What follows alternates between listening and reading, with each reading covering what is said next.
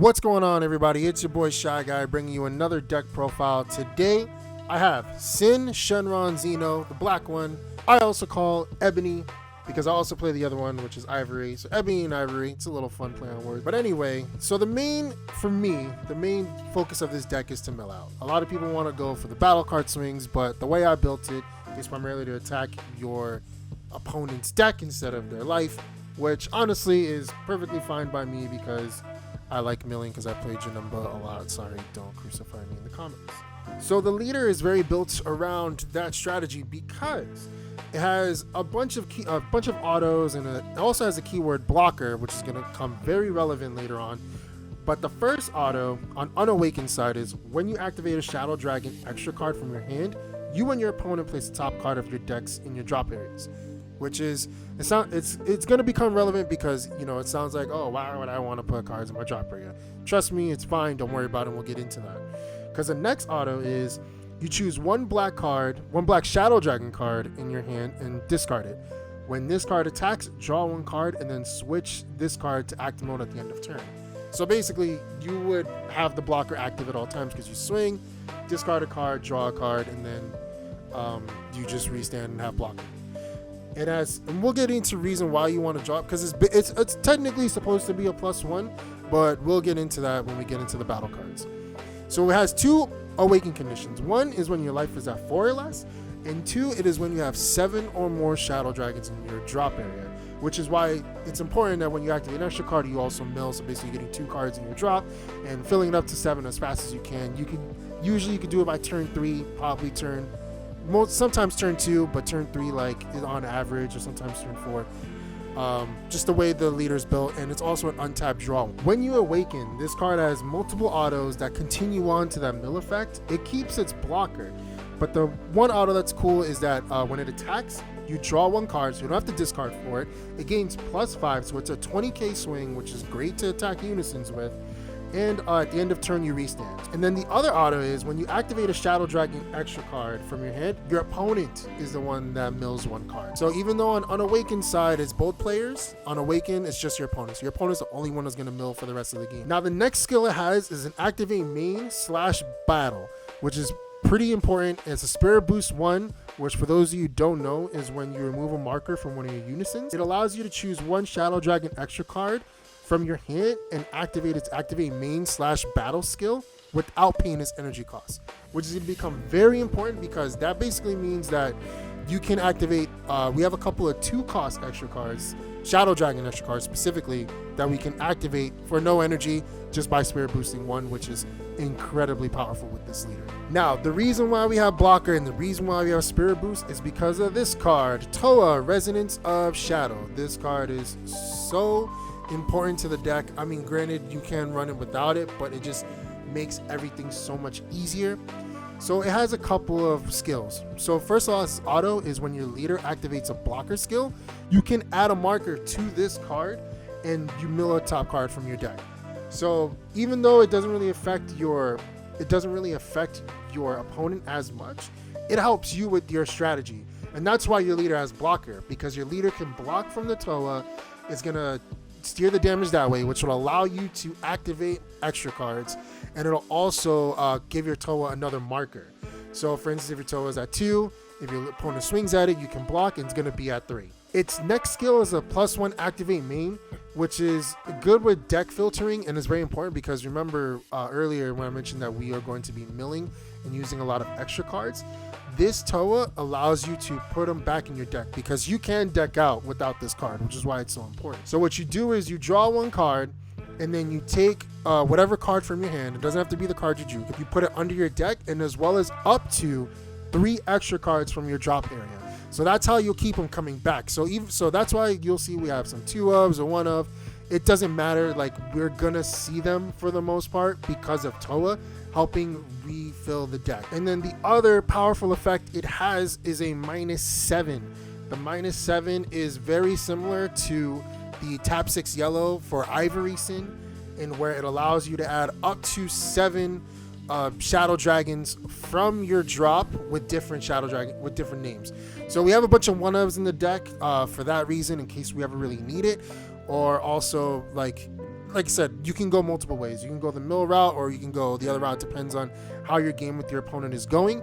But this is definitely one way where you can help push for game against your. The next card we're going to talk about is Negative Energy Explosion, which is honestly one of my favorites. Pretty much almost all of our extra cards have Shadow Dragon. Card is so perfect for the deck because it helps you filter and find the extra cards you need, as well as in case you don't have a Towa. So it has an activate main / battle.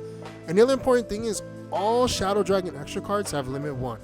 So we'll just say that now. They all have limit 1 to where you can only do it once per turn. So this card has 2 effects when you tap 1 for it.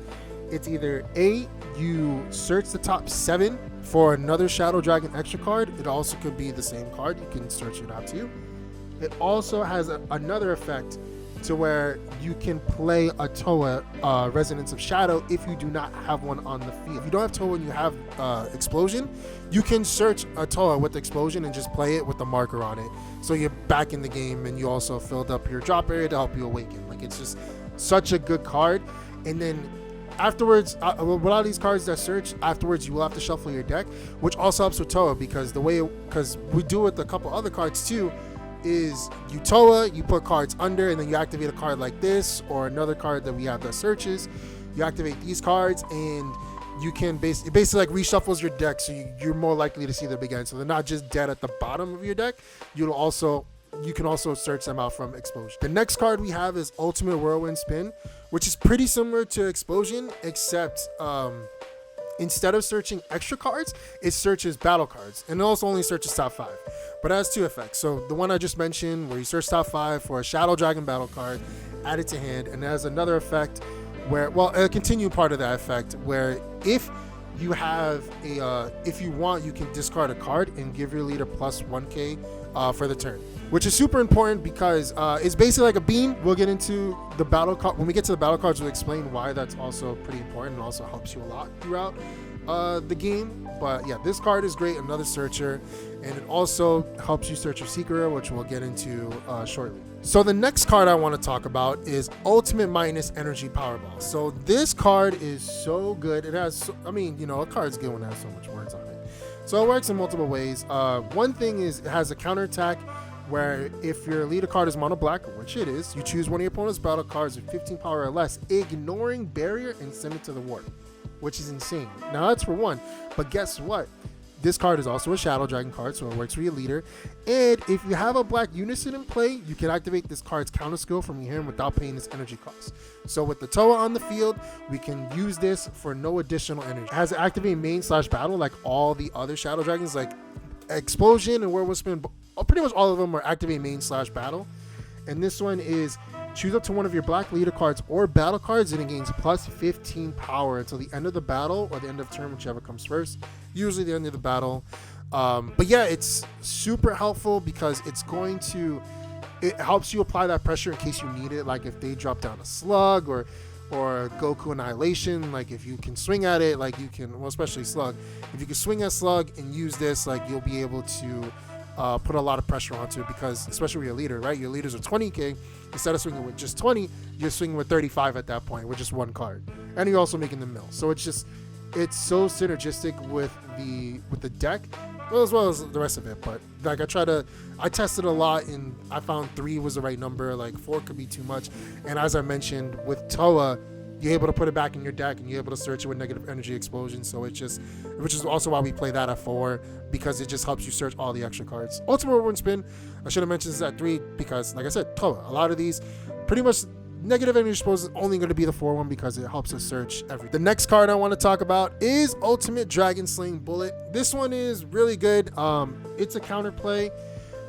It also has Shadow Dragon trait, which is great, works with our leader. This counterplay is if your opponent plays a Unison card, they may either remove a marker from it for every 2 cards in their drop and warp, or place it in their drop area instead of playing it. If they don't, which means if they don't do either, then your opponent can only attack 1 more time for the turn, which is cool. It's kind of a floodgate, but the main thing we use it for, which is why we have it at 3, is once again the activate main battle, where your opponent chooses one of their battle cards with energy cost less than the number of cards in their drop area and sends it to their warp. That's incredibly relevant for this deck because, as I said, this is a mill deck.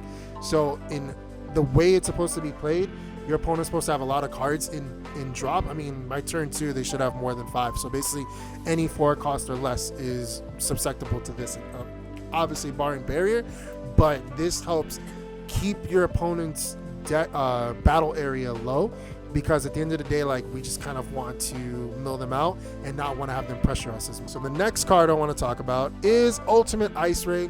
I gotta be honest, at first this card, like, it was like, oh, it's kind of weak, but after playing it and, you know, testing it a lot, this card is fantastic. Another Shadow Dragon card with activate main battle. So this card, its activate main battle is your opponent places the top card of their deck in their drop area. Additionally, you choose 2 black cards in your hand and discard them. If you do, your opponent can only attack with battle cards 1 more time for the turn, which is incredibly relevant, because if your opponent is playing yellow and has 3 energy, if your opponent's playing blue and was able to activate up and has baby available to them, like any counter that like opponent may have, this gets around it because they can't interact with it. And yes, at first glance, discarding 2 sounds problematic, but it really isn't. Which is why we have a lot of battle cards here, and we'll get into why it's important. But this card is a floodgate without having to negate, and that's why I love it so much. The next card I want to talk about is Ultimate Dragon Tackle. This card is so underrated. The reason why I like it so much is because it puts pressure on opponents' unisons. So it has a limit 1, obviously. If your opponent has a unison in play, your opponent plays the top card of the deck in the drop area, as I mentioned, and then your opponent may choose one of their unisons and remove 2 markers from it. If they don't, draw 1 card and choose one of your opponent's battle cards and send it to the warp. Now, yes, you only have it at 2, like, because your opponent needs to have a unison. A lot of players are playing unisons right now, and which is why this is so good, because like some of their decks kind of revolve around it, or it's like their powerhouse for it. And because it's activate main battle, you can do it on either turn, so you can even do it on theirs. You can swing at like, let's say a unison has 2 markers already, right? You can swing on it with your leader, bring it down to 1, activate Ultimate Dragon Tackle. Because they can't remove 2 markers, please correct me if I'm wrong, but the way I understand it is if they can't remove 2 markers, because it does not say up to, that forces allowing me to draw 1 and for them to warp. It's pretty bonkers. It's pretty good. I mean, they warp it, they don't even send it to drop, and they have to mill 2. Like, it's just so, I love this card so much. The next card I want to talk about is Ultimate Dragon Quake. This one is at 2, just like Ice Ray and Dragon Tackle. It's a boss monster killer for sure, because this card, the activate main battle is choose up to one of your opponent's battle cards with an energy cost greater than their current energy and send it to the owner's warp. At the end of turn, play any card sent to warp by the skill to the owner's battle areas with their skills negated for the turn. However, if your opponent has 15 or fewer cards in their deck, place them in the owner's drop area instead. Especially late game, right?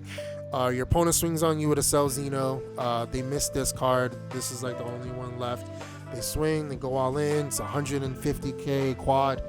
You can tap 1 or Spirit Boost 1, play Ultimate Dragon Quake, and you send that cell to warp, and it doesn't come back because it's late game and they'll have less than 15 in deck. That's why it's so good. And also, you know, other cards where if they leave the battle area, they're removed from game, like Hatchiak or Kai or whatever. Like, it's just, it'll get rid of it for you. And then the fact that it doesn't come back to the field if you have 15 or fewer less, it's why we have 2, because it's, you know, it's a late game card for sure, but allowing you to choose, it makes it so good. I mean, and also energy cost greater than the current energy, like that alone is busted, because so many cards are boss monsters that are coming out cheaper, that are coming out for less than what they want to pay. So that's why I love this card so much, and we're keeping it at 2. The next card I want to talk about is Ultimate Flame Shot. This card is just another 2-drop that's so good. It's basically our Brainwash No More without having to play Brainwash No More, because we want as many Shadow Dragons. If your leader card is a black Shadow Dragon, you place 1 card from your life in your drop area. Place the top card of your opponent's deck, so it's another mill 2 in the drop area, and your leader doesn't take damage from your opponent's attacks till the end of battle or the end of turn, whichever comes first.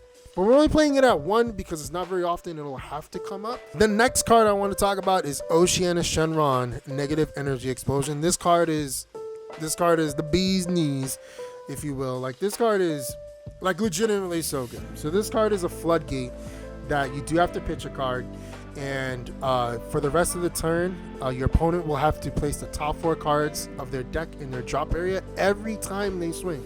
So granted, you're not attacking their hand, you're not attacking the battle cards, but you're attacking their deck, which is exactly what this leader wants. And also it has blocker. So you pitch it and they want to swing, guess what? You block, so they milled for a block that's a 5k. Like the other thing too, that almost all of the Shenrons, I'm explaining now, have this effect. And I'll read it once. If your leader is a Shadow Dragon card, when this card is played from your hand or discarded by a Shadow Dragon card's skills, you may look at the top card of your deck. If it's a black Shadow Dragon, which could be an extra or a battle card, may add it to your hand. Otherwise, you place it at the bottom of your deck. So that's why we pretty much stick to as much Shadow Dragons as possible. Every battle card has this. Almost everyone. The only one that doesn't is a super combo, which is next. But every battle card has this. So that's why it's super important, because the leader on Awaken side, you can pitch a battle card, you draw 1, and then because the leader is a Shadow Dragon card, and if you pitch one of your battle cards, you can look at the top card. So you basically +2 every time, which is so good. And then also Ultimate Ice Ray. Ultimate Ice Ray, that's why the discard 2 is so much better, because you can discard 2 Shadow Dragons and basically draw 2. Like you're consistently filtering through your deck and getting cards, which is why Towa is important, because with Towa, you'll be able to refill your deck with extra cards so you don't deck out, because that's why we run this 56, because it's just a lot of cards and we just want to be as consistent as possible. Next card is a super combo. It's searchable via Ultimate Whirlwind Spin, and honestly, the other autos don't really matter. You can put it under your Unison if you Spirit Boost, which you never really want to do, but it's a Sparking 5. Because of our leader's ability to mill and at the beginning and also discarding, your Sparking 5 is active pretty early. It does not have the effect of the other Shadow Dragon, which we'll get into the next one, which is the 4-drop Syn Shenron negative energy explosion. This one is it's not really your boss monster, but it also helps facilitate the deck to what it wants to do. So it's really good. It's gonna stick because it is a deflect, barrier, double strike, blocker. It has so many keywords on it. That's what makes it great. This one has the effect of discarding. Oh, also, not only is it if it discards, it's also when it's played. So when you play this card, you can look at the top card. So that's the same thing with Oceanus, right? With Oceanus, you play it, you discard a battle card like another Syn Shenron, and you can reveal the top card for Oceanus and for the card you discarded, which makes it so good. So this has that.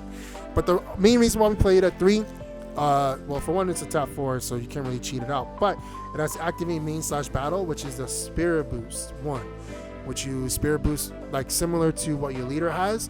It's similar to what your leader has, except you can do it.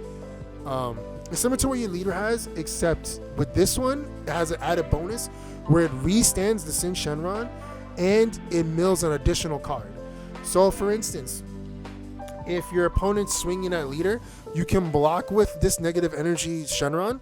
You could Spirit Boost, use Ultimate Ice Ray, make them mill 3, which is busted. Make them mill 3. You restand this card, and then they can only attack with 1 more battle card for the turn, and then you can just use it again to block. This deck works so well together. That's why I love this card. I mean, it's hard to get out because it's a top 4, and you want to use it for negates and extra cards, but 3 was the perfect number for it. Next card up is Hey Shenron. To be honest, a lot of these battle cards are here just for the discard effect for like Ultimate Ice Ray or Leader. But we try to have them all have a purpose. So this one is also, when it's played, you could tap 1 black energy and switch it to rest mode, and then you can play at 3 costs from your hand. So it's good in that way, like if you want to go the route of attacking battle cards and such, but mainly we want to use it for that auto of discarding from a Shadow Dragon card. The next one we want to talk about is his big brother, Haze. This one is critical blocker, which is also why we play it, because you can play it off the 1-drop. It's a 3-drop, and it's a crit and a blocker, which is so good. Has that effect of revealing the top 1. The other one is when this card attacks you to one of your opponent's battle cards, send it to the warp, then switch this card to active mode at the end of turn. So the cool thing about that is It honestly doesn't matter what the energy cost is of that card. If you swing with this card, it's going to send it to warp, and it doesn't come back either. So that's why it's super powerful and a really good card. But we're keeping it at 3 because, you know, we want to keep our list as low as possible while being consistent. Next one is Naturon Shadow of Darkness, Shadow Power of Darkness. This one's really good. It has the same effects as the other cards, but the important thing is when you play this card, you can choose a Shadow Dragon extra card from your drop area and add it to your hand. So, like, let's say you're not seeing all of your pieces, or you're not seeing a searcher, like you don't have a negative energy explosion, but you have one in your drop. You can tap one, play this, you'll get the effect to reveal the top card, and you'll also get the card. So you're basically playing it +1 because you're going to get a card from your drop area that you can use to search, which is why we want to play this. But we keep it at 2 because most of the time it's not as relevant, but it's always good to have. Next up is 3-drop Sin Shenron Power of Darkness. To be perfectly honest, I do not play this card that much. That's why we keep it at 2, because the utility, it just isn't there for me as much as other cards.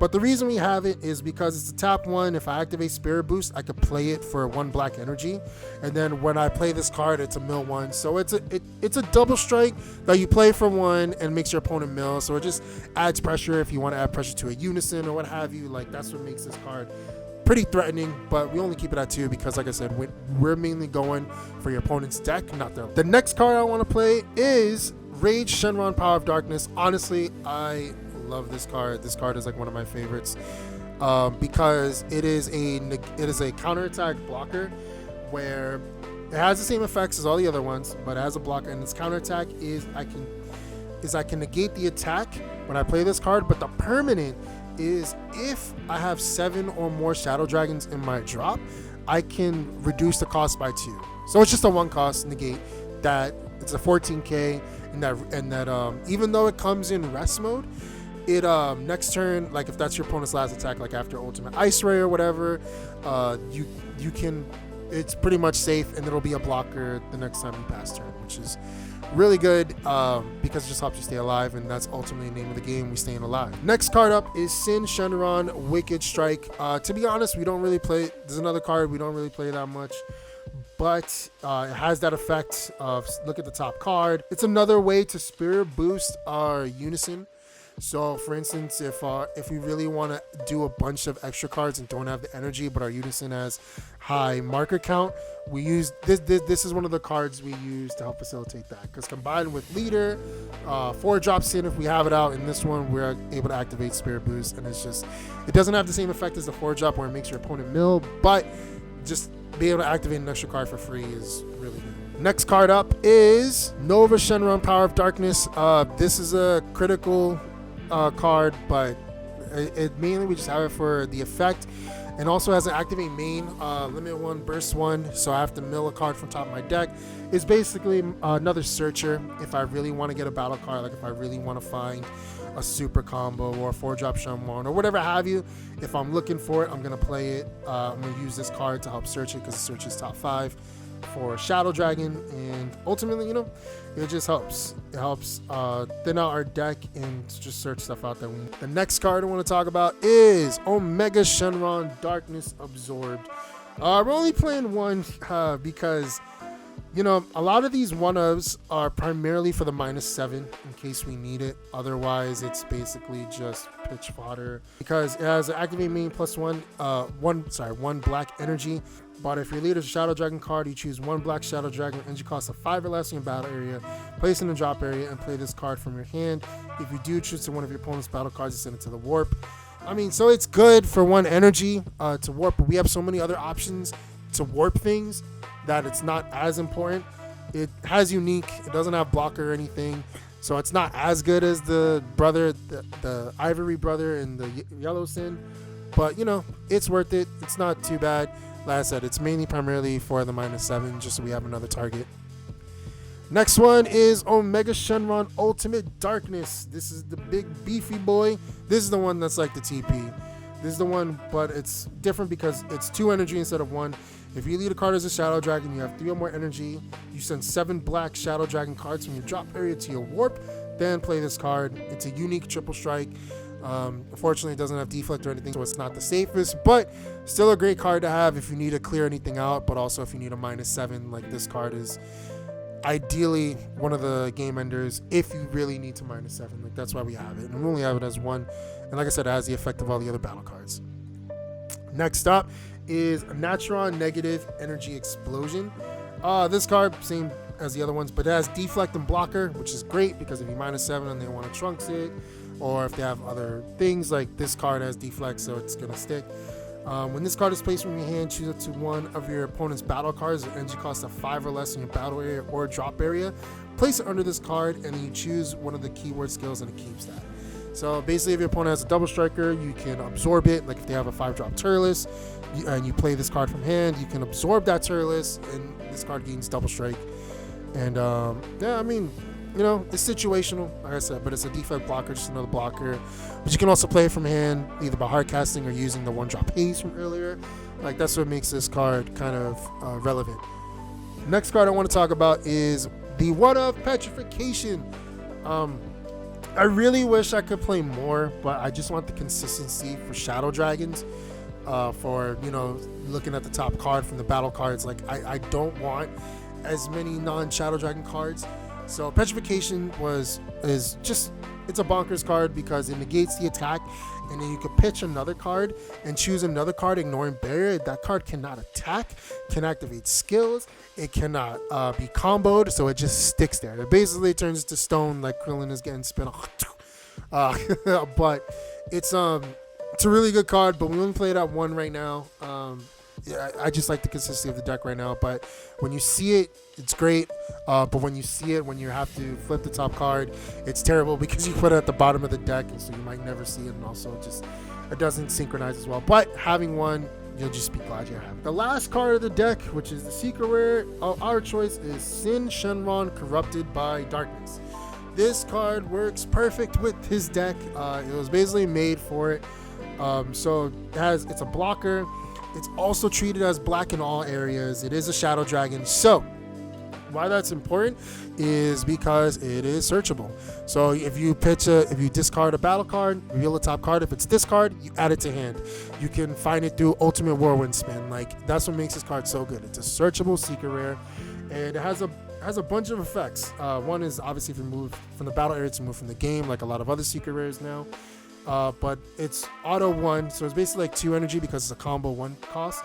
At the end of a battle in which this card is used in a combo from your hand, play this card from your drop area. If you do, choose any number of your opponent's leader cards, battle cards, and unison cards equal to or less than their current energy, ignoring barrier, and switch into rest mode. So basically, there's another turn ender right here. Like, you can, if you have 2 energy and you don't have Ultimate Ice Ray, and you're not feeling safe to play Oceanus, you can combo this card, play this card, and put all their other cards in rest mode. Basically telling them, yeah, you can't attack for the rest of the turn. And it's just, that's what makes it. And it's also a blocker too. So it's a 40k blocker that'll help you stay alive. And, you know, it's the turn ender that you'd really want. Especially if you do it late, like your opponent plays a bunch of battle cards, you can slap this down and just rest them all, so that's less pressure they have, so they have to use more energy. And then on top of that, it has activate main for 4 energy. This card gains double strike and dual attack. So after you play, if you have the energy, you can tap 4 to apply pressure or clear the board, whichever is needed. Like, it has so many tools to it to help the deck do what it wants to do. That's why this secret rare is perfect for it. All right, well, that's gonna do it for me. I appreciate all that stayed. I tried to just give an in-depth analysis of this deck and why I chose the cards I did and what they did. I'm sorry it's a little longer, but you know, anytime you play someone with this deck, they have to read all the cards. Like, at this point, I just say I'll let you read it, because if you don't miss a word, then I'm gonna have to repeat everything. And it's just a whole big thing. But thank you to the squad, Team Nimbus, for helping me test it, helping me get the cards. Thank you to our sponsor, of course, King Fandom, for helping me out. You know, they're the best sponsor anyone could ask for. If you want, check them out at kingfandom.com. Links below. And yeah, with that, stay tuned. We have more content your way. This is ShyGuy from Team Nimbus, and we'll check you later.